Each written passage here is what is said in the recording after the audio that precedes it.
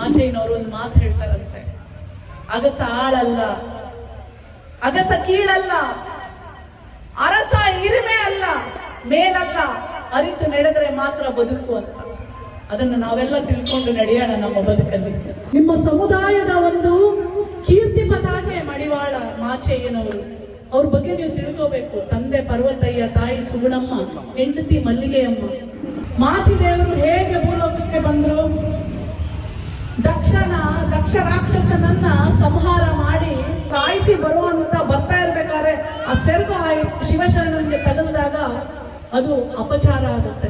ಶಿವನನ್ನ ಹೋಗಿ ಕೇಳ್ಕೊಂಡಾಗ ಇದನ್ನ ಹೇಗೆ ನಾನು ಶಾಪದಿಂದ ನಾನು ಹೇಗೆ ವಿಮೋಚನೆ ಆಗಲಿ ಅಂದ್ರೆ ಈಶ್ವರ ಮಡಿವಾಳ ಅಂದ್ರೆ ಆ ವೀರಭದ್ರನಿಗೆ ಹೇಳ್ತಾರಂತೆ, ನೀನು ಭೂಲೋಕದಲ್ಲಿ ಜನಿಸಿ ಮಡಿ ಬಟ್ಟೆಗಳನ್ನ ಅಂದ್ರೆ ಇಲ್ಲಿ ನೀನು ಮಡಿ ಮಾಡಿದೆ, ಅಲ್ಲಿ ಹೋಗಿ ನೀನು ಬಟ್ಟೆಗಳನ್ನ ಮಡಿ ಮಾಡಿ ಶುಚಿ ಮಾಡಿ ನಿನ್ನ ಶಾಪನ ಪರಿಹಾರ ಮಾಡ್ಕೋಬೇಕು ಅಂತ ಈಶ್ವರ ಆ ವೀರಭದ್ರನಿಗೆ ಹೇಳ್ಬಿಟ್ಟು ಭೂಲೋಕದಲ್ಲಿ ಅವಾಗ